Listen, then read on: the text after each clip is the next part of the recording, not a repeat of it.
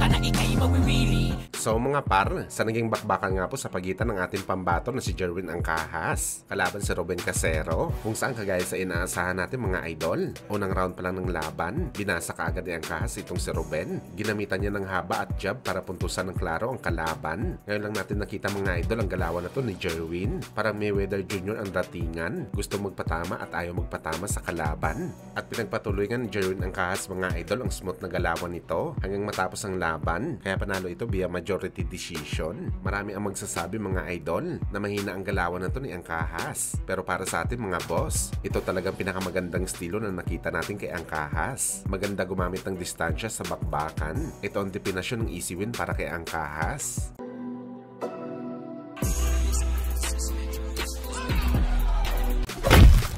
Samantala alam naman po natin mga idol na 2 buwan na lang selebrasyon ng 50th anniversary ng Trilla in Manila. Noong nakaraang linggo hindi pa malinaw mga boss kung lalaban ang ating pambansang kamao Manny Pacquiao sa event na to. Pero ngayon mga idol kinumpirma na ni Pacman na hindi ito sasali sa boxing event, pero siya daw mamumuno sa malaking event na to at meron na daw ito 3 title fight na posibleng ilagay sa laban. Ito nga mga idol sina Mark Magsayo, Pedro Taduran at Melvin Jerusalem, at pinag-iisipan pa kung sinong ilalagay sa undercard. Well, napakagandang plano to mga idol ni Boss Manny. Siguradong ulanin nito ng suporta galing sa mga Pinoy boxing fans. Mas maganda sana mga idol kung mapapalaban sa Trilla in Manila ang angas ng Pinas na si General Casimero para mas lalong dumugin pa ang laban. Pero baka malabo ito mangyari mga idol dahil sinabi na din ng Team Casimero na meron sila laban sa Japan ngayong 2025 at isa pa merong bad blood si Casimero sa dati nitong promoter. Pero gayon pa man mga boss, umaasa pa rin tayo na dudumugin pa rin ang laban na to dahil ito ang magsisilbing comeback fight ni Mark Magsayo sa Pilipinas kung sakali.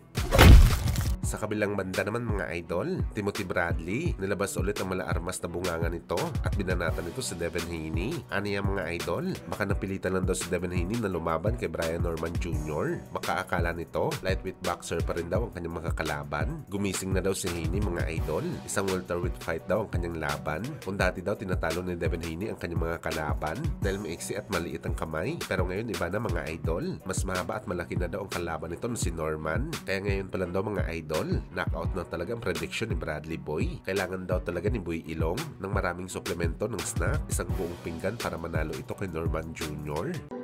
I think, Dad, you made a mistake. You ain't got the longer arms or the longer reach in this fight. No, Norman got a 72-inch reach. I see what, man, boy, you won't get knocked out from a left hook, man. Man, I'm telling you, this fight dangerous for you, man.